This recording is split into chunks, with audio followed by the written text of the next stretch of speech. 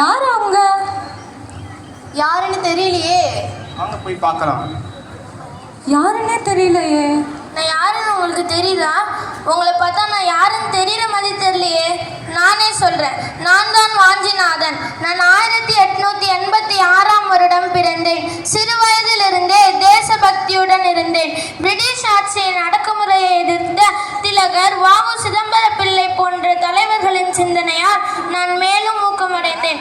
1911 June 17 அன்று மணியாச்சி ரயில் நிலையத்தில் British அதிகாரி ராபர்ட்டஸை நான் தான் சுட்டுக் கொண்டேன்.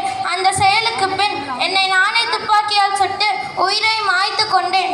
பிரிட்டிஷிடம் பிடிபடாமல் சுதந்திர கனவை உயிருடன் வைத்திருக்கவே நான் எடுத்த முடிவது.